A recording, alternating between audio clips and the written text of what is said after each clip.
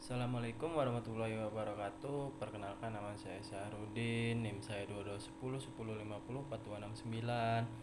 Saya dari kelas 07 SMJP 015, ruang kelas 637. Baik, saya di sini akan menjelaskan hasil dari analisis tugas akhir saya yang berjudul Analisis Rasio Keuangan untuk menilai kinerja perusahaan manufaktur pada PT Semen Indonesia pada periode 2020 sampai dengan 2021. Baik, berdasarkan hasil analisis rasio keuangan PT Semen Indonesia Tbk periode 2020 sampai dengan 2021 dapat disimpulkan bahwa perusahaan berada dalam kondisi keuangan yang relatif stabil meskipun menghadapi berbagai tekanan ekonomi khususnya akibat dampak pandemi Covid-19.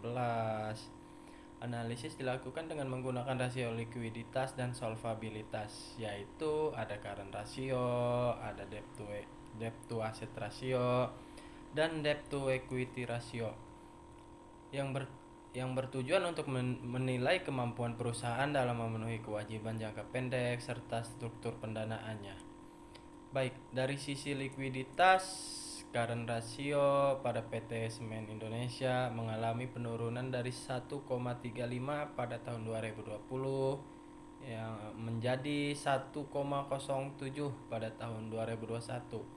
Penurunan ini disebabkan oleh meningkatnya liabilitas jangka pendek yang tidak diimbangi oleh pertumbuhan aset lancar. Meskipun demikian, nilai current ratio yang masih berada di atas angka 1 menunjukkan bahwa perusahaan masih memiliki kemampuan untuk memenuhi kewajibannya jangka pendeknya dengan aset lancar yang dimiliki.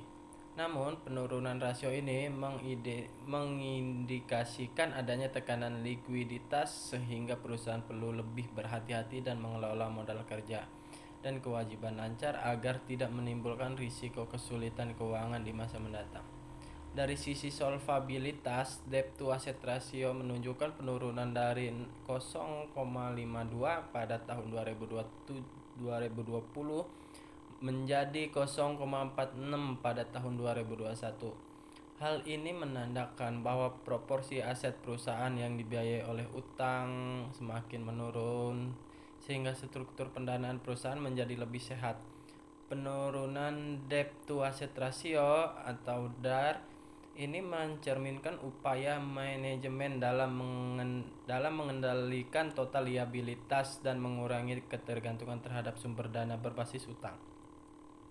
Yang selanjutnya, debt to equity ratio atau DER juga mengalami penurunan yang cukup signifikan dari 1,14 pada tahun 2020 menjadi 0,88 pada tahun 2021. Penurunan debt to equity ratio ini menunjukkan bahwa perbandingan antara utang dan modal sendiri semakin membaik sehingga risiko keuangan perusahaan menjadi lebih rendah.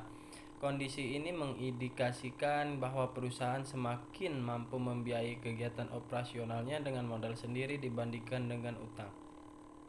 Secara keseluruhan, hasil analisis menunjukkan bahwa meskipun PT Semen Indonesia Tbk mengalami penurunan likuiditas pada tahun 2020 sampai dengan tahun 2021, perusahaan ini berhasil memperbaiki struktur pendanaan dan menurunkan risiko keuangannya. Karena itu, dapat disimpulkan bahwa kinerja keuangan PT Semen Indonesia Tbk berada dalam kondisi cukup baik dan terkendali.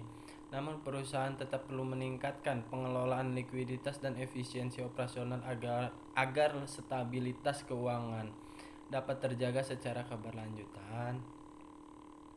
Mungkin itu saja yang bisa saya sampaikan dan saya jelaskan hasil dari analisis tugas akhir saya. Kurang lebihnya saya mohon maaf. Wassalamualaikum warahmatullahi wabarakatuh.